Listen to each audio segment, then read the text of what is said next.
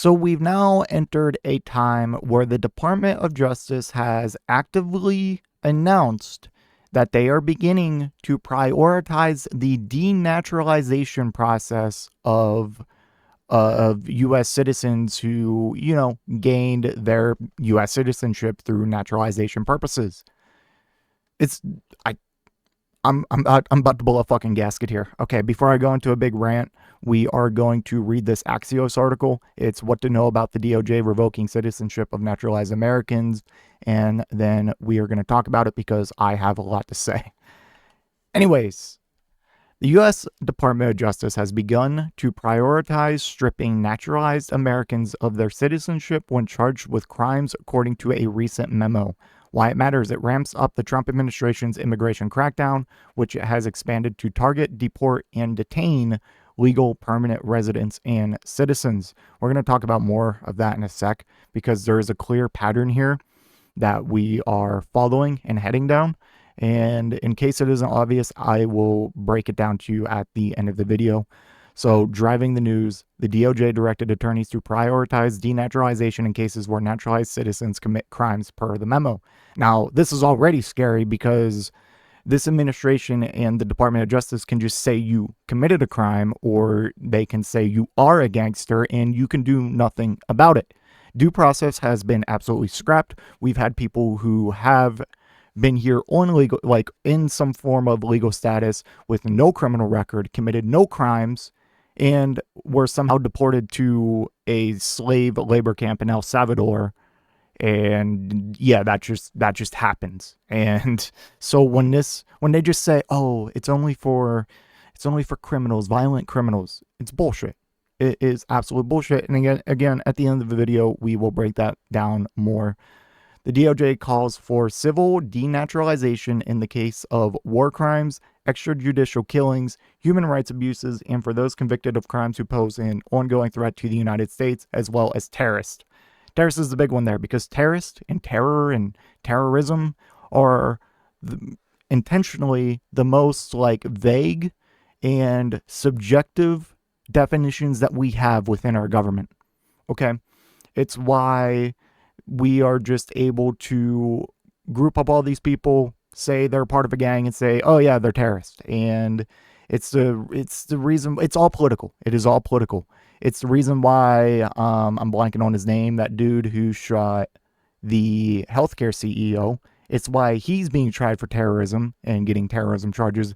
But the dude who killed or tried to kill two Democratic lawmakers in Minnesota isn't being tried for terrorism. You see what I mean here? It's all political. It's all what the government decides in a moment, and depending on the case and to whatever they agree with or disagree with. The civil division shall prioritize and maximally pursue denaturalization proceedings in all cases permitted by law and supported by the evidence. Okay. Representatives for the White House, DOJ, and Department of Homeland Security did not immediately respond to Axios' request for comment on Monday evening. So what is a naturalized citizen? Naturalization is the process by which U.S. citizenship is granted to a lawful permanent resident after meeting the requirements established by Congress in the Immigration and Nationality Act. How many immigrants are naturalized citizens? Of the 46.2 million immigrants living in the U.S. in 2022, 24.5 million, 53% were naturalized citizens, according to a Migration Policy Institute analysis of government data. What people are eligible to become naturalized citizens? By the numbers in the past decade, the U.S. naturalized more than 7.9 million citizens per the USCIS. Naturalized citizens must undergo an involved application process, but eligibility criteria generally includes being a lawful permanent resident for at least 5 years, with exceptions for spouses of citizens and members of the U.S. military. The median years spent as a permanent resident for all citizens naturalized in 2024 was 7.5 years. The INA requires that naturalization applicants can read, write, and speak words in ordinary usage in the English language and have knowledge and understanding of U.S. history and government. How many citizens have been denaturalized? From 1990 to 2017, the DOJ filed 305 denaturalization cases, about 11 per year. The number has surged since President Trump's first term. what they're saying. Denaturalization is no longer so rare, noted Cassandra Burke Robertson, a professor at Case Western Reserve University's law school in 2019, saying that the rise began under the Obama administration, which used improved digital tools to identify potential cases of naturalization fraud from years before. But the Trump administration, with its overall immigration crackdown, is taking denaturalization to new levels. Robertson also noted that denaturalization was a common political tool of the McCarthy era. Oh, joy. And so fitting. So fitting for this administration. Since January 2017, the USCIS has selected some 2,500 cases for possible denaturalization and referred at least 110 denaturalization cases to the Justice Department for prosecution by the end of August 2018. The DOJ filed at least 30 denaturalization cases in 2017, twice the number it filed in 2016, the Miami Herald reports. How does the DOJ guidance change things for naturalized citizenship? In the memo, Assistant Attorney General Brett Shumate, what a name, wrote that pursuing denaturalization will be among the agency's top 5 enforcement priorities for the civil division. Wow, such important things you're focusing on. Because, to a point, there's probably only so many denaturalization cases, and it was so low for the longest time because it was probably actually reserved for violent criminals.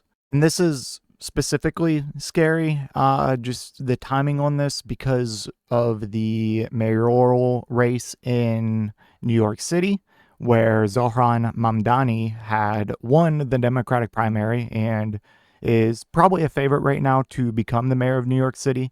The election's still a little bit away, so time will tell. But there was already talks about trying to denaturalize and deport him. Could you fucking imagine? Oh my God. It's just, the fact that this is a priority means it's obviously not going to be for actual violent criminals, because there's just not that many violent criminals who are naturalized U.S. citizens. At least probably not by the numbers they're going to begin denaturalizing people by.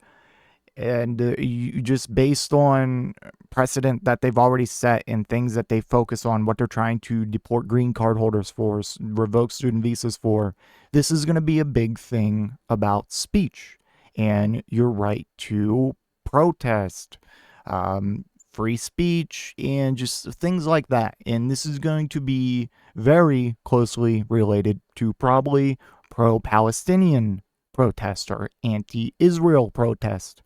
They are probably going to look at that and say, that is terrorism. You are supporting terrorism. You are pro-terrorist, so we are going to deport you. It's like with Mahmoud Khalil, who is a permanent green card resident who they tried to deport because he was apparently aiding Hamas, even though that was not true at all. Like, this is scary, man. I'm laughing through the pain. Let's see, what else do we have? The DOJ directed attorneys to prioritize denaturalization cases where an individual either illegally procured naturalization or procured naturalization by concealment of a material fact or by willful misrepresentation. Yeah, we'll see where this goes. Are the DOJ's denaturalization efforts constitutional? Robertson told NPR that the DOJ's pursuit of denaturalization cases is particularly concerning. Robertson says that stripping Americans of citizenship through civil litigation violates due process and infringes on the rights guaranteed by the 14th Amendment. The denaturalization push gives the Trump administration another tool to police immigrants' free speech rights. As I touched on, the Trump administration has targeted students, universities, and immigrants for alleged antisemitism. Frequently, those targeted have been critical of Israel's war in Gaza. The DOJ memo cites ending anti-Semitism as another priority target. Wow. Just the fact that these are just the important issues that this administration fails to focus on. As I say all the time, number one cause of bankruptcy in the U.S. is medical debt. Dozens of thousands of people die every year due to lack of healthcare access in this country. And that number is going to sharply rise if this one big, beautiful bill passes. But we are focused on ending anti-Semitism, which I say this again and again. It's so hard to measure how much anti-Semitism is actually on the rise, because how much of it is from people out here defending Israel and their genocide in Gaza and then getting rightfully called out on it, and then they turn around and scream anti-Semitism. We see this all the time where it's institutionalized, where to the point where if you criticize Israel, majority of institutions, majority of politicians will think you are anti-Semitic. And that is insane to me. Let's see. The Trump administration already detained for months and sought to deport pro-Palestinian activist Mahmoud Khalil, who's a green card holder. We already talked about all of this, so I'm not going to go over it. Has the Justice Department denaturalized anyone yet? At least one person has already been denaturalized following a conviction recently. That person was a convicted collector and distributor of child sexual abuse material per the DOJ. Hey, you're not going to hear me protest that denaturalization, but that seems business as usual denaturalization, not some random thing where we need to put it on our top 5 list, if you know what I'm saying, because like it seems like it's already working as intended. The only reason why you would be putting this as a priority now means that there's probably something else going on, like we alluded to with the free speech and the anti-Israel protests or the pro-Palestinian protests. So it's a very muddy waters. But here's the pattern here, in case you haven't noticed. I don't see how you don't see the cleansing that he's doing of this nation. You still only think that this is about violent migrants or even just undocumented immigrants. There's a very quick pattern that we seem to be just bulldozing through right now. And in the context of immigration and deportations, they started with only the violent criminals.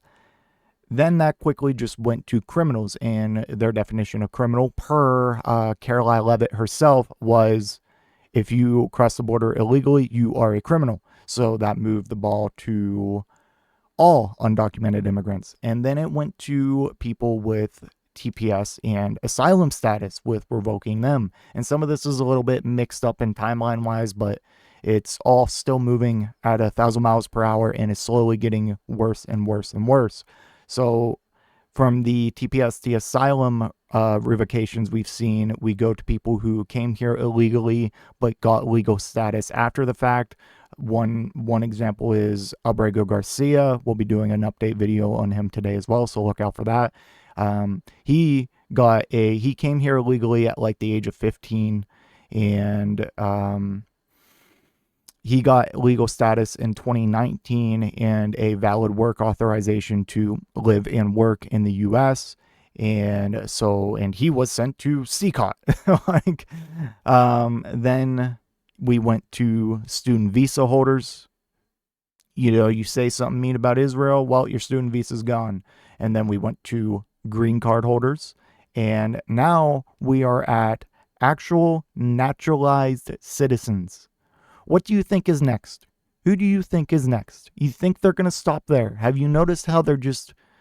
I mean, you'd think, I thought at worst this would be something that would take place and kind of build up through, 2 to 3 years into his second term. But it's been like 6 months, man, and we are moving 1,000,000 miles per hour. So where do you think is next after denaturalizing the, people who got their U.S. citizenship after the fact?